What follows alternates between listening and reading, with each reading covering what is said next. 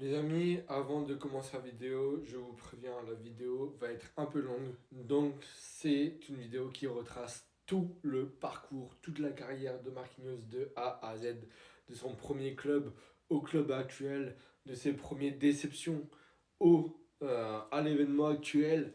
Donc voilà, n'hésitez pas à vous asseoir, à vous allonger et à écouter ce podcast. En tout cas, Marquinhos, c'est une légende, c'est un roi et il faut une statue devant le parc. Voilà, tout simplement de lui. Allez, c'est parti, let's go pour Marquinhos, l'histoire d'une légende. Pour cette première partie de la carrière de Marquinhos, de A à Z, je vais vous parler de son début avec le SC Carnation et son parcours au Brésil. Pourquoi je fais une première partie, une deuxième partie?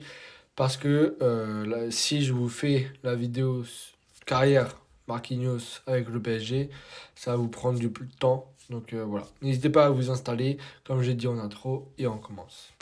Donc 2002 à 2012, il est inscrit au CS Corricion, donc une équipe du Brésil. Donc en janvier 2012, il remporte son premier trophée Coupe de Sao Paulo Junior contre Fluminense. Tite, entraîneur de ce club, décide de l'intégrer dans l'équipe A, titulaire contre le Sao Caricion le 18 février 2012. Marquinhos connaît sa première défaite en quart de finale des playoffs du championnat. En mai 2012, début du championnat du Brésil, qui perd 1-0 face au Fluminense. Il joue au total 6 matchs de Serie A et devient remplaçant de la finale de Copa Libertadores en 2012, remportée par le Boca Juniors.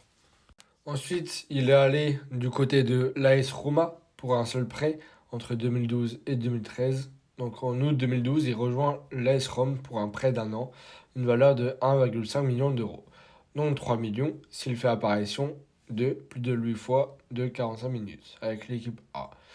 Portant le numéro 3 sous le nom de Marcos, qui obtient le surnom Monument par le tifosi du club. 16 septembre 2012, début en Serie A. Défaite 3-2 face à Boulogne. Octobre 2012, l'entraîneur Anzedek Zeman souhaite associer un joueur rapide à Leandro Castan et choisit Marquinhos pour former l'une des charnières de la Serie A. Première titularisation réussie pour le Brésilien et premier carton rouge de sa carrière le 22 décembre 2012 face à l'AC Milan à la 78e minute de jeu. Au total, 26 matchs durant sa période d'essai. Il est néanmoins présent au poste de latéral droit lors de la finale perdue de la Coupe d'Italie 1-0 par la Lazio.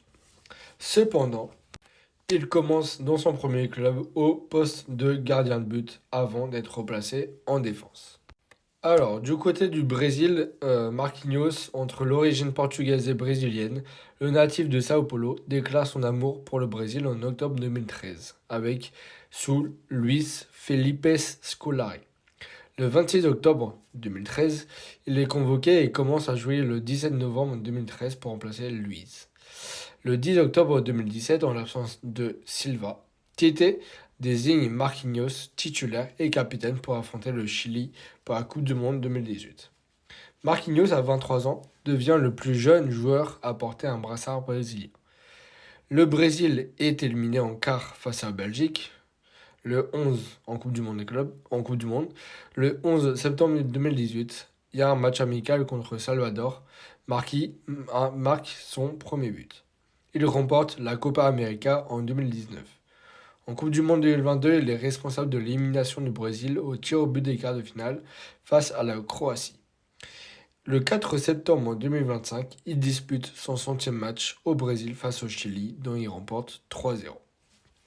Sa plus large défaite, c'était contre l'Allemagne en Coupe du Monde 2014 en demi-finale. Donc c'était 7-1.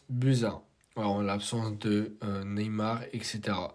Donc voilà, première partie terminée. Je vous laisse avec cette vidéo. J'espère qu'elle vous aura plu.